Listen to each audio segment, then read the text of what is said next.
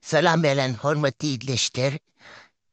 Şimdi yani yine ne çıkınnen İran'la Cumhurbaşkanı saylanacak diye ihtiyarlar.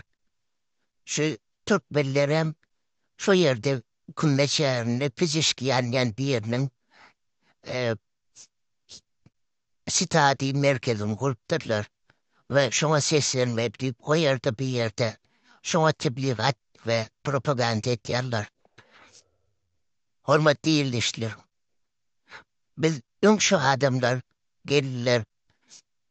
Bir devir derdi Haşimi Refsencani'ye ses vermedi. Türkmen'in sesini aldılar. Onun devirine Türkmen'e hissat bulmattani eğitim bir giden zavullar göçürüp getirdi.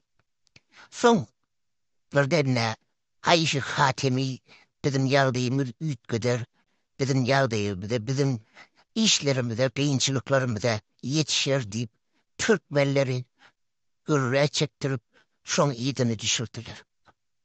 Hatimi diyorum 8 yılın devamında hissat elinden gelmedi. El, Eysem Türkmen'in yavruyu ünkü dönem beterledi. Son yeni birisi yerine açarak geldi. Hasan Ruhani yani. Ona ses vermeliydiler. Onam Türkmenler ses verdiler. Kol Yunus'i diğer birini, şu Türkmenlerin, ya şu Türkmenlere meclis kavimler diyorlar, olar biz milletler diyorsa. Kürttür, Arap, Baluç, şolun meselelerini hiç milli bir bellenmiş vurdu. Ondan amza çıkmadı. Aynı olsa fizikçiler bir doktor adam, bilimli adam ve yaşayışından ağırlık cimriliği yok ve şuna meclis kurumlar veren halka Allah yine de şun idini düşürecek oluyorlar.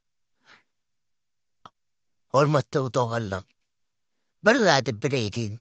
Türkmenin ve Türkmene meclis Brüstür, Arap'tır, Kürttür, Azerbaycan'dır ve belki İran'daki yaşayan milletlerin yerdeyi bu Pezeshkiar ve ona meclislerin eli veren çözülmüyor.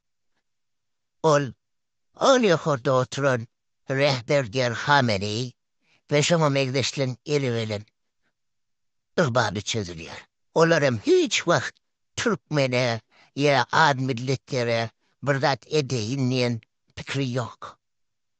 Şunun için diyerek alınmayalım.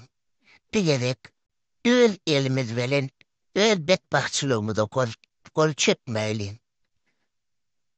Bizim şu sayılı oyununa katlaşmamız yani biz öl bedbahtçılığımıza öl elimiz veren kol çekmeyimizdir. Gelin bu sayılı oyununa katlaşmayalım.